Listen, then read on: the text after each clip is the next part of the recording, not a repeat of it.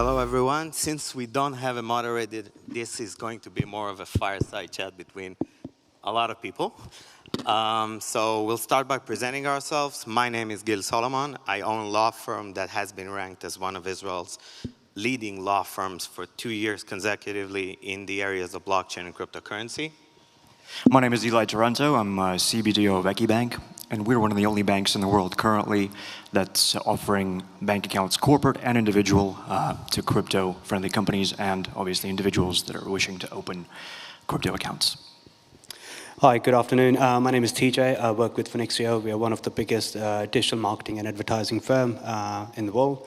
We work with all the crypto exchanges, traditional banks, and forex brokers as well. Great to be here. Hi, this is Onur Altan, and I am the CEO of Bicitech, which is established in 2018 as a blockchain research and development company. Thank you. Hello, everyone. Are you happy today? Yes? No? Okay. Okay, my name is Albin. I'm working for XT, global exchange. We have the first social exchange. We have 7 million users in the ecosystem. We're in 12 countries, 500 people around the world, and we are basically building a new open financial system for the world. Okay, so the problem is right now that the banking system and cryptocurrency exchanges and blockchain enterprises in general don't mix well. There's a standoff. And the way I view it is that we have an enormous challenge in mixing these up from an industry perspective. And I'd like to hear your opinion, guys, and your take about it. Well, I think, we have to address the elephant in the room, obviously, and that is FTX, what happened there, and why it happened. And certainly to me, to myself as a banker, what happened is purely because of a lack of oversight, which is what banks are here to do, to fix the gap, to fill the gap where the regulatory attention is missing. So again, to a bank, it's very important to make sure that the proper regulatory steps are taken to make sure that things like that are prevented in the future. Totally agree. And before I go into the regulation and the FTX and Luna stuff, we'll cover that later. In regards to the banks and cryptocurrency exchanges, the standoff, there isn't a competition. There is a bit of misunderstanding here. I totally believe that banks and the exchanges can actually work together. The banks already offer wealth management products to their clients. Cryptocurrency is just another asset class for the banks to offer to their existing client base. So I believe we can work together, and we have to find a way to work together. Okay, so as Bicitech, one of our companies structured as an exchange company, which is Bici.com. And we have live case scenarios, which is working with the banks. So we find a solution, which is globalization locally. So we call it glocally, and it is specifically... Original. It is. So this global structure is actually you become a company, an entity in the existing country.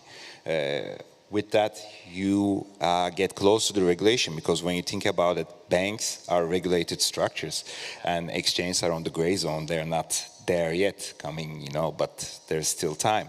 So the requirements for the banks and countries for the on-off ramps, actually banks working with exchanges, is differentiate from each other.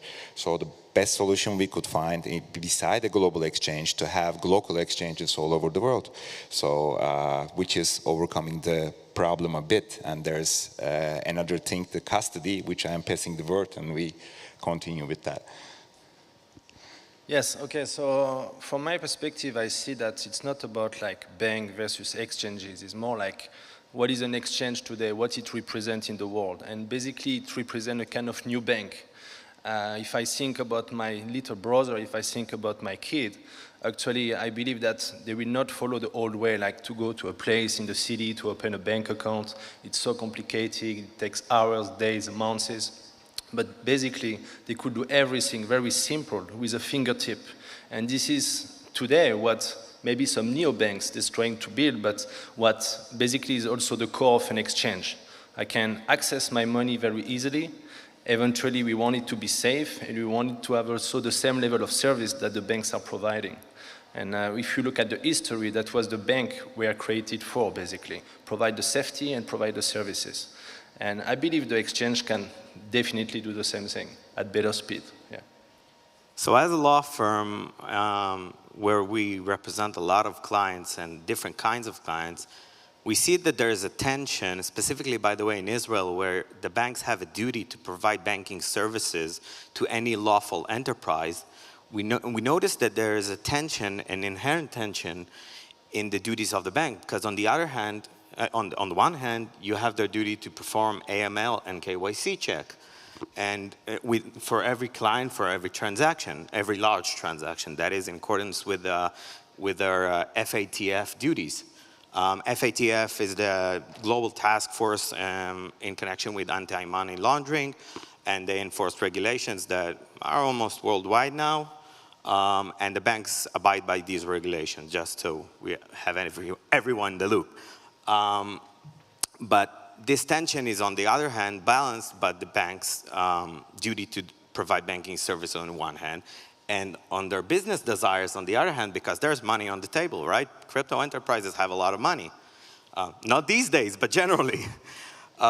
So this inherent tension is existing also from the side of the banks, and not just from the exchanges and blockchain enterprises who want the service, obviously, and are kind of dependent on this service because they eventually need to serve clients who want to touch fiat money in the end in most cases, right? So what do you guys think? What's your take on this? I think that ultimately, if you take a step away from crypto and even banking, if you look at a super app, every super app at the end of the day moves from offering a load of products, an array of things that they're buying and selling, to becoming a financial service provider.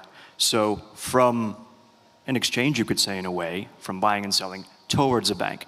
So again, to myself and to us as bankers, we see banks that are able to provide and cater to this, to super apps, to exchanges, perhaps, like my colleagues have said, bringing things together, but doing it on a banking and financial platform. That seems to be the future to us.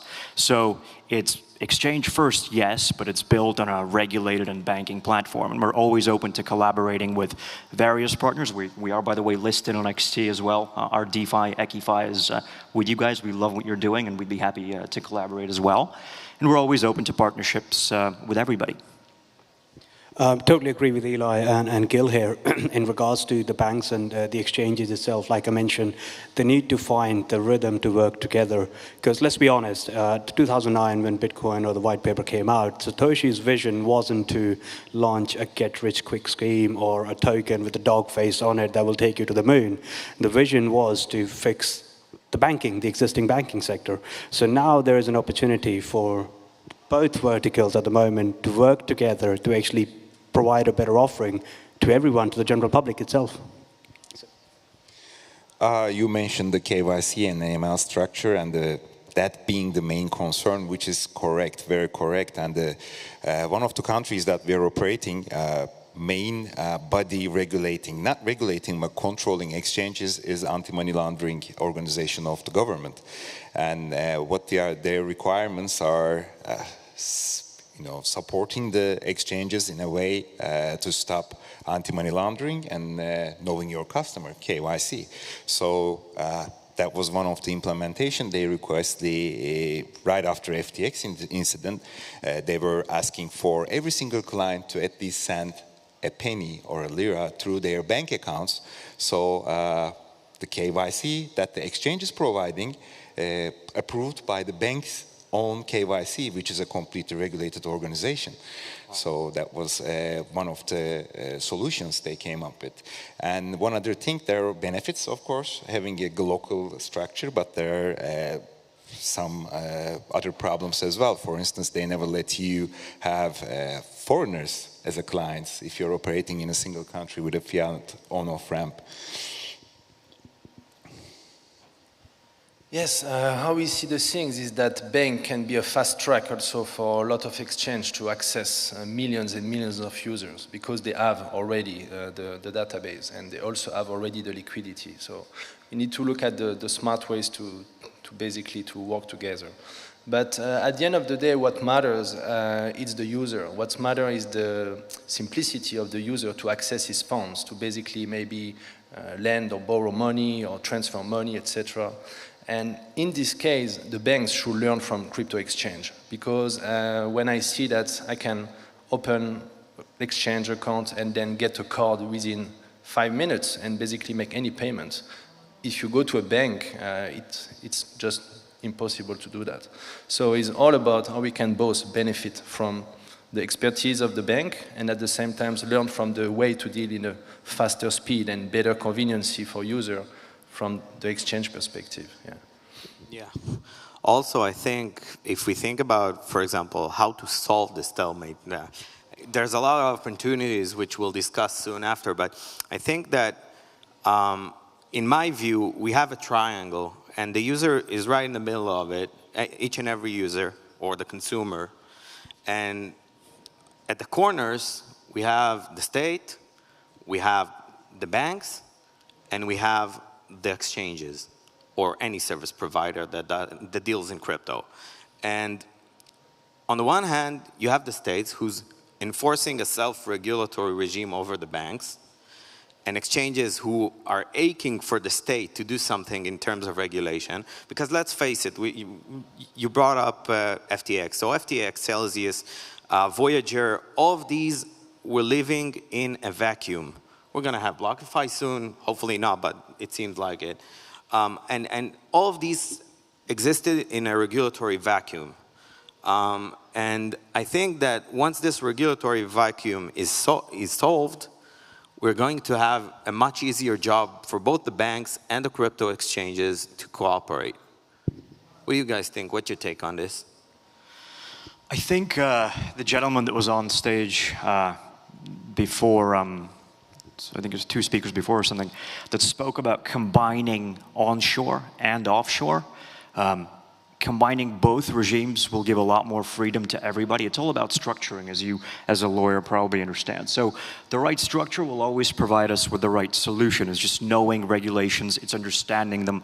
And in many ways, it's having a relationship with the regulator, because let's remember, the space is still young.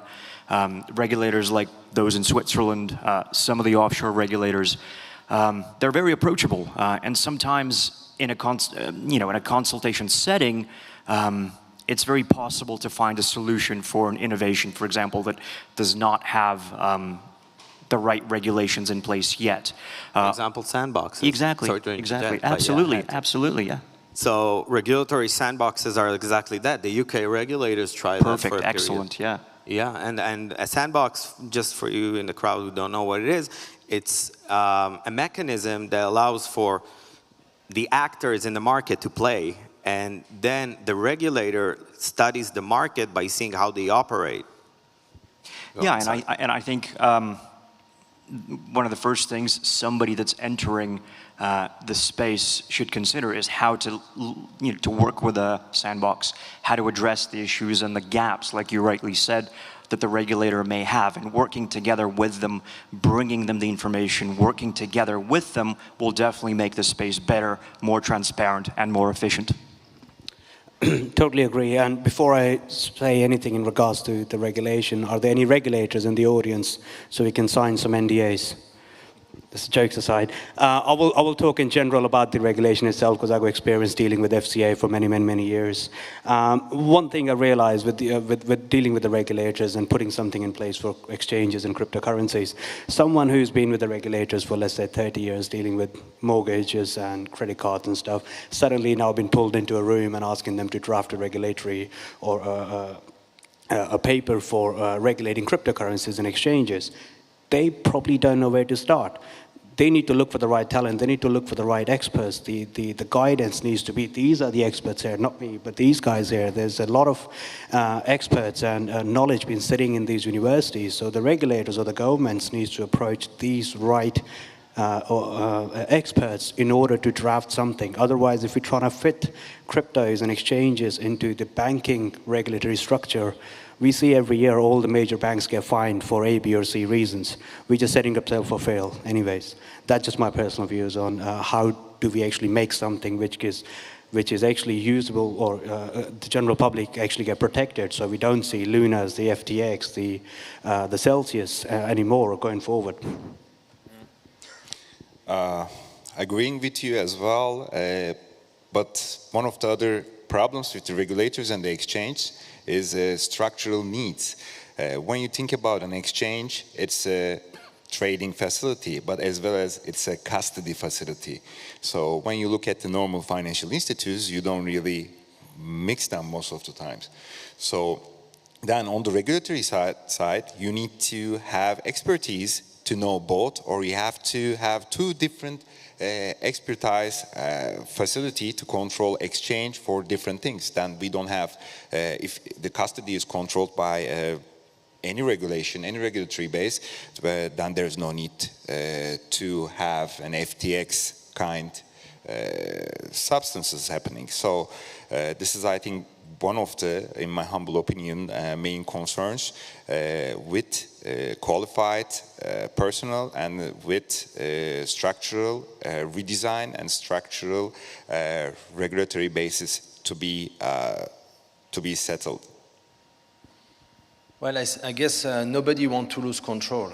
And what's happening, you mentioned FTX, Luna, whatever, but people maybe forgot that years ago was Lehman Brothers, well, Wells Fargo in the US, and basically this mismanagement issue happened in the financial world all the time. And you mentioned this triangle, and you have the regulators, which basically are the dinosaur, and you have the banks who are the old world, and you have the exchange that is the new world. And so basically what we need to look at is more about the customer behavior. And when you look at any revolution, it always goes through different phases. So first step, it looks like ridiculous, like, no, I will never put my money online in such places. Then it's dangerous, or if I put my money, maybe I'm going to lose it. And now it's becoming more and more an evidence. So e-commerce went through the same phases, financial system went through the same phases.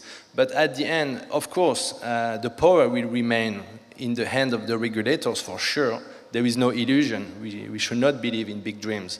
But because the customer behavior is shifting and the needs is different, it will push to evolve and make some progress on this thing. Yeah. Since we have just a couple more minutes left, I want everyone in short to say what their opinion about the future and about the opportunity that's in for us. So in my view, in order for having, I think we're right up there with mass adoption. I think we're really close. We have all the big players in the market already with their hands in crypto and blockchain. But I think we're right up there, and in my view, the only thing that's missing is regulatory oversight. And I think that regulatory oversight is our way to mass adoption from all of the ends of the equation. What do you guys think? I think it boils down to just one thing, and that's responsibility. I think that recent events have shown that irresponsible players are quick to go. The past 10 or so years in the space have demonstrated that players that perhaps don't pay that much attention to being responsible and accountable, they fly straight out. To us as bankers, this is vital. That's the foundation of everything. And the more the industry advances, the more important this will become. Totally agree. Just to add on to that as well, like guys obviously mentioned, every bear market will see the weak players get wiped out. It is what it is. It's a cycle that repeats every few years. You will see it anyways. In regards to the mass adoption, I guess I'm going to be the optimistic one here, but I believe it's almost here. So just to make a few points on that, there's 150 million wallets in the world, and there's over 1 billion iPhone users. Now think about iPhone or an Apple ecosystem. You go Apple Wallet, you go Apple Pay, you go App Store, you go iMusic, Apple News. Everything's linked with your bank card and an email. Add a blockchain wallet address to it. That's your mass adoption. So it's already here. It's just a matter of what Gil said, regulation, and having a security for the general public to make sure that we can use it securely. Definitely, regulatory basis will be solving the main concern that has been between banks and the crypto exchange. That's one thing. The other thing, it's going to be probably local by countries or jurisdictions. So there's going to be different requirements per area or jurisdiction, which can be fulfilled, of course. And on the other hand, there's going to be global exchanges which are having offshore banks or no bank at all, which will be probably a bit longer time. It will take a bit longer time to get regulated. But as the improvement in the market continues and in the regulatory basis, that will solve the problem with the banks and crypto exchange. But I think we need a different regulatory base from what we have to regulate and control cryptocurrency exchanges. Yeah, the future is probably bright for everyone. Why maybe we could see is probably not a consolidation, but a merge, basically. I believe there will be merge. There will be a series of M&A. Maybe banks will take over some exchange, and exchange maybe will take over some traditional financial services and stuff. And at the end, everything will just merge together. Yeah. Okay, guys, it's been a pleasure. Thank you for everyone for sitting in and joining in. Thank you, everybody. Thank you for listening, guys. Thank Have a good you, afternoon. everyone.